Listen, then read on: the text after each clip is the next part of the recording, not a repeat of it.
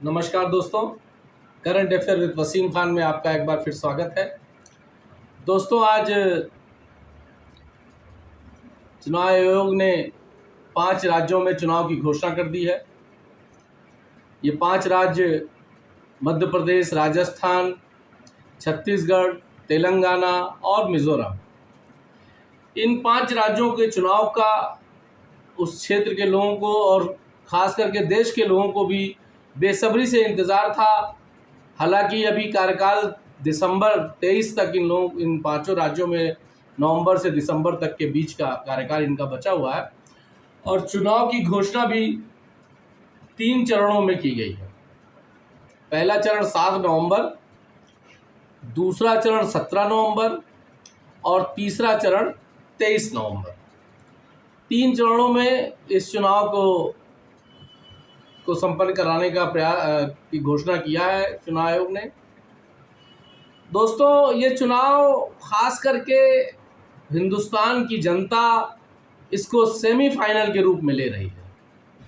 24 के फाइनल को ये देखते हुए इसको सेमीफाइनल के रूप में ले रही है और चुनाव की घोषणा होते ही आचार संहिता उन 5 राज्यों में लग गई है।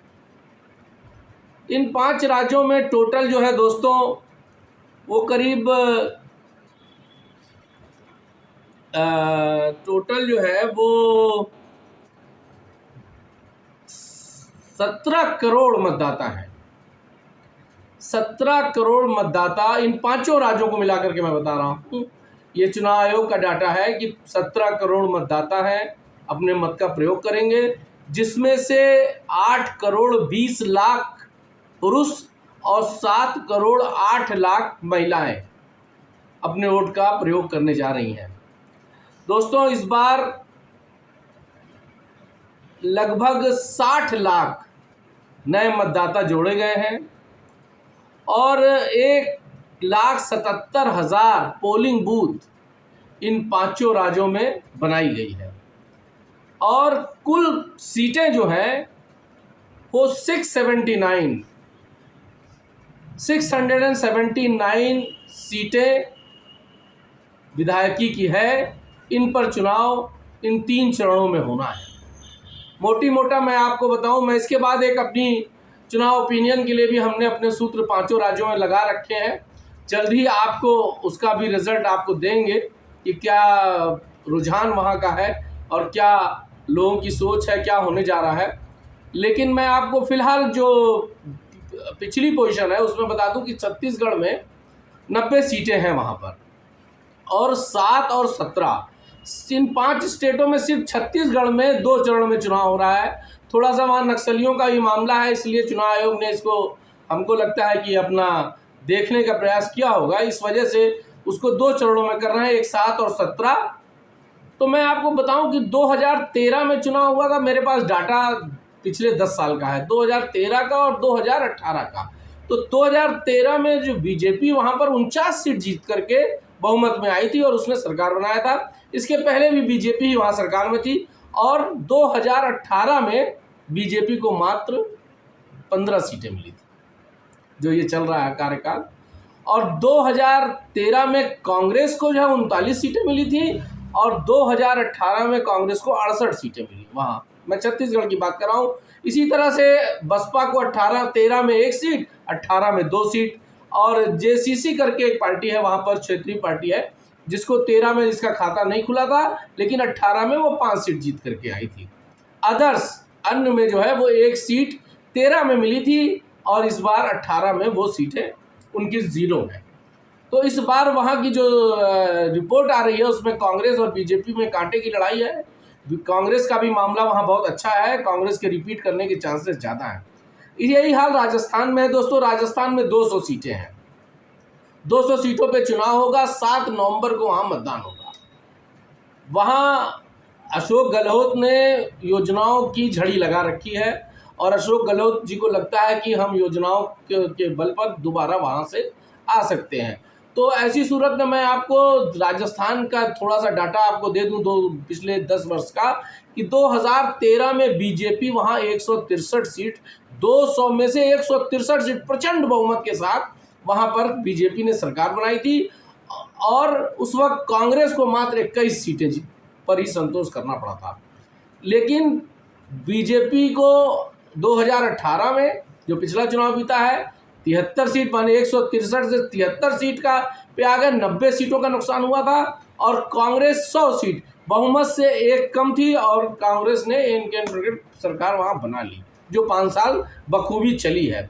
इसी तरह से बसपा जो है वो 13 में 3 सीट और 18 में 6 सीट, आरएलडी वहां 13 में 0 थी लेकिन इस बार 18 में 1 सीट जीत गई। अदर्स का वहां बड़ा रुतबा है, अदर्स का वहां दबदबा अच्छा दिखाई देता है क्योंकि 2013 में 13 सीट जीती थी अदर्स ने और 18 में 20 सीट जीत गई। तो अदर्स जो है ये भी सरकार बनाने में निर्णायक भूमिका अदा कर सकते किए होंगे और आने वाले टाइम में मैं आपको जल्दी ही आपको बताऊंगा कि वहाँ और लोगों की क्या ओपिनियन है। इसी तरह आइए सबसे दिलचस्प जो क्षेत्र है वो है मध्य प्रदेश। मध्य प्रदेश में दोस्तों 7 नवंबर को एक चरण में चुनाव होना है, 230 सीटें हैं वहाँ पर और पिछली 5 बार से कुल 18 महीने की सरकार कमलनाथ जी ने चलाई थी 2018 के बाद से, लेकिन वो चल नहीं पाई थी। वहाँ से अब उसका बड़ा लंबा प्रोसीजर है, वीडियो में जाएंगे इस बात में जाएंगे तो वीडियो लंबा हो जाएगा। लेकिन हम आपको बताएं कि बीजेपी वहाँ लगभग 4 बार से 5 बार से वहाँ सरकार में चल रही है। मौजूदा समय में बीजेपी 2013 में 230 में से 165 सीट जीत करके बीजेपी आई थी और 58 सीटों मात्र 58 सीटों पे कांग्रेस को उस वक्त संतोष करना पड़ा था और 18 में बीजेपी 165 से 109 हो गई थी और कांग्रेस 114, बहुमत से 2 कम थी। तो बहुजन समाज पार्टी जो 2013 में 4 सीट और 2018 में 2 सीट, सपा 2013 में 0 और 18 में 1, इसी तरह से अदर्स जो है वहाँ 3 सीटें 13 में और 18 में 5 सीटें जीत करके आए हैं। इस बार वहाँ कांग्रेस की एक अच्छी लड़ाई देखने को मिल रही है, कांग्रेस की बढ़त सुनाई दे रही है। इसकी रिपोर्ट हम आपको जल्दी ही देंगे, लेकिन मौजूदा समय में वहाँ पर बीजेपी की सरकार है, बीजेपी का पूरा कुनबा मध्य प्रदेश में लगा हुआ है। थोड़ा सा मुख्यमंत्री को पिछले थोड़ा सा नज़रअंदाज करने का प्रयास किया रहा है, अभी तक वहाँ मुख्यमंत्री के टिकट की और उनके क्षेत्र की या उनको मुख्यमंत्री कैंडिडेट बनाने की घोषणा नहीं की गई।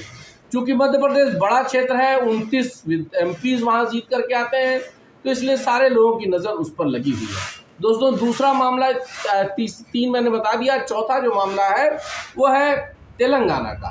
तेलंगाना में 30 नवंबर को होगा, सबसे लास्ट में तेलंगाना में सबसे आखिर में चुनाव कराया जा रहा है 30 नवंबर को। ना जाने क्या वजह है इतना लेट करने का, हो सकता है कि कोई मतलब कोई इसमें रणनीति हो चुनाव आयोग की। तो मैं आपको बताना चाह रहा था कि वहाँ पे बीआरएस सरकार में है और बीआरएस जो है वो वहाँ कुल 119 सीटें हैं, 119 सीटों पर चुनाव होना है। बीआरएस 2013 में 63 सीट जीत करके बहुमत में आकर के उसने सरकार बनाई थी चंद्रशेखर राव जी। मौजूदा समय में 18 में वो 68 सीट जीत करके आए, यानी टोटल 119 में से 68 सीट जीत करके उन्होंने दोबारा सरकार बनाई।